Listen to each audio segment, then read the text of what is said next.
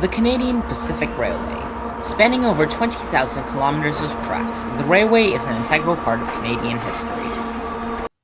The story of the railway begins with Confederation. Upon the creation of Canada as a country, the Conservative government under John A. Macdonald began building a railroad to reach from sea to sea. The most logical route for the railway would have gone through the American Midwest. However, the government wanted the railroad to go through Canada alone. As such, in addition to the difficulties of building in the Rocky Mountains, the route would have to cross over 1,600 kilometers of rugged terrain in the Canadian Shield and the muskegs of northern Ontario. On April 2nd of 1873, an uproar broke out in the House of Commons as it was revealed that Macdonald had granted railroad contracts to Montreal businessman Hugh Allen's Pacific Railroad Company in exchange for several $100,000 worth of campaign donations. In the aptly named Pacific Scandal, Macdonald resigned from his role as Prime Minister. However, he stayed as party leader. In the federal election of 1874, the Liberal Party, led by Alexander Mackenzie, was elected. Under Mackenzie, the railway became a public enterprise. Large amounts of surveying alternative routes were carried out in these years, as well as the construction of a telegraph line. In 1875, construction of tracks from Thunder Bay to Winnipeg commenced. By 1880, only 1,000 kilometers had been completed, with trains only running on 500 kilometers. However, with the return of John A. Macdonald to the position of Prime Minister in 1878, construction began to increase at an aggressive rate. On October 21st, 1880, a new company signed on to build the railway in exchange for $25 million, equivalent to $625 million today, as well as 25 million acres of land. On February 16th of 1881, the Canadian Pacific Railway Company was formally incorporated. It is worth noting that this company had no relation to Hugh Allen's company mentioned previously.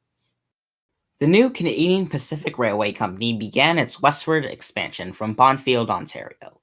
In order to prevent American railways from encroaching upon Canadian land, the CPR selected a route closer to the Canadian-American border.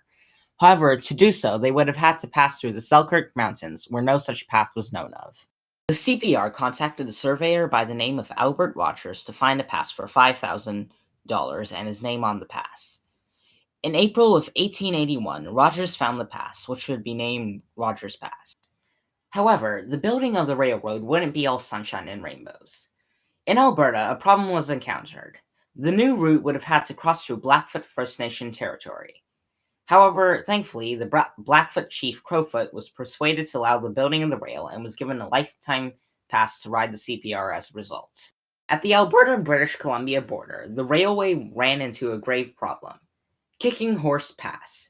Standing over 1,625 meters tall, it would require the tracks to climb at a 4.5% gradient, over 4 times the recommended amount at the time. Even modern railways rarely exceed over 2%. In 1881, officials believed the construction to be progressing too slowly, and in 1882 they hired renowned railway executive William Cornelius Van Horn to lead the project. Van Horn declared he would have 800 kilometers of rails built by the end of the year. While flooding delayed the construction season, the workers still succeeded in building a 672 kilometers worth of tracks. The railway had made excellent progress, but none of it would have been possible without the thousands of workers who gave their blood, toil, sweat, and tears. Thousands of workers, navvies as they were known, many of them European immigrants, worked on the rail. Government contractors additionally hired over 17,000 Chinese workers. Wages were low at only $1 to $2.50 per day, with the Chinese workers receiving even less. The Chinese workers were often given the most dangerous jobs, such as using explosives to clear tunnels through the rock. While the exact number is unknown, it is estimated that 600 to 800 Chinese workers were killed whilst trying to complete the railway. In 2006, the Canadian government issued a formal apology for the treatment of Chinese workers. By 1883, construction had progressed tremendously. However, funds were running out. On January 31st, 1884, the Railway Relief Bill was passed, granting an additional loan of $22.5 million to the Canadian Pacific Railway Company. March 1885, the Northwest Rebellion erupts. The Métis, led by Louis Riel and assisted by Cree and Assiniboine First Nations, rose up against the Canadian government, as many felt their rights and land were not being protected. Van Horn suggested that the railway could move troops to Saskatchewan in 10 days. They arrived in 9, swiftly suppressing the rebellion. Grateful for their help, the government gave the CPR an additional $5 million. In eastern Canada, the railway had expanded from St. Thomas, Ontario, all the way to Quebec City by purchasing the Quebec, Montreal, Ottawa, and Occidental line from the provincial government of Quebec. On November 7th of 1885, the last spike of the railway was driven in by Donald Smith, more famously known today as Lord Strathcona, co-founder of the CPR and former governor of Hudson's Bay Company in Craigellachie, British Columbia. At long last, the toils of thousands of workers had succeeded in building what was the longest railway at the time. While the railway was completed 4 years after its original 1881 deadline, it was still built a long time before the follow-up 1891 completion date Prime Minister Macdonald had given. Whilst the main railway had been completed, the CPR began to expand its reach, building a fleet of ships to link its terminals. It acquired a 999-year lease on the Ontario and Quebec Railway, as well as a minority interest in Toronto, Hamilton, and Buffalo Railway, giving it a link to the United States. Due to the various cost-cutting shortcuts taken in the construction of the railway, it would still not be ready for use for another 7 months. The Continental passenger train departed from Dalhousie Station in Montreal at 8 p.m. on June 28, 1886, and arrived at Port Moody, British Columbia at noon on July 4th. That year, the Canadian Pacific Railway decided to move its terminus, the endpoint of the rail, from Port Moody to Granville, which is modern-day Vancouver. Throughout the rest of the century, as well as the early 20th century, the CPR continued to expand across Canada. In the late 19th century, the CPR began an ambitious program of building hotels such as Glacier House in Glacier National Park, Banff Springs Hotel in Alberta, and the Chateau Frontenac in Quebec. On May 29, 1914, the CPR suffered its greatest loss of life when the Norwegian collier SS Storstad accidentally rammed and sunk the ocean liner RMS Empress of Ireland, which was operated by the CPR subsidiary Canadian Pacific Steamship Company. The sinking, which took place in the St. Lawrence River, resulted in 1,024 deaths, including 840 passengers. During the World War, the CPR used its vast resources to help the war effort.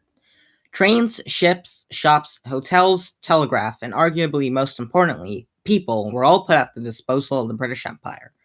They provided transport and lodging for troops, built and supplied arms and munitions, and armed, lent, and sold ships.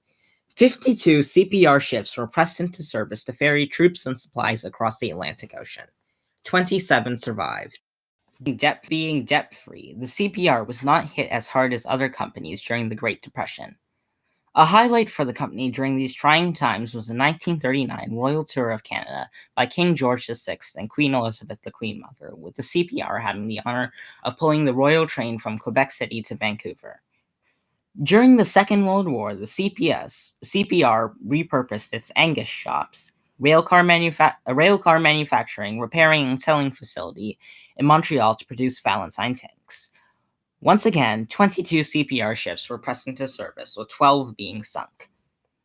After the Second World War, passenger trains started becoming unprofitable despite several new and innovative passenger trains, such as the Canadian and the Dominion. Numbers continued to decline. In 1971, the CPR was renamed to Canadian Pacific Limited, with the railway being named as CP Rail. On October 28, 1978, CP Rail transferred their passenger services to the newly created Crown Corporation Via Rail. The famous Mississauga train derailment of November 10, 1979 took place when a 106-car CP Rail freight train carrying fuel and explosives was derailed and caused a massive explosion that sent a fireball 1,500 meters high. The result was the evacuation of over 200,000 people. Thankfully, no one was hurt. During the 1990s, CP Rail began downsizing, and several branch lines were sold off or abandoned. However, this resulted in the shutdown of many grain elevators due to the inability to distribute their bushels across a wide enough area. In 1996, CP Rail changed its name back to Canadian Pacific Railway. The railway began to expand further into the United States by acquiring the Dakota, Minnesota, and Eastern Railroad and the Iowa, Chicago, and Eastern Railroad. Currently, half of the CPR freight is grain, coal, and intermodal freight. They also ship chemicals, plastics, forest products, automotive parts, assembled automobiles, and much more. The railway's primary shareholder is the US-based hedge fund Pershing Square Capital Management at 14.12% shares. As of 2018, the company's total assets are worth $21.254 billion, with over 12,000 employees and 139 years of proud history under their belt. The CPR will continue to provide freight services for many years to come.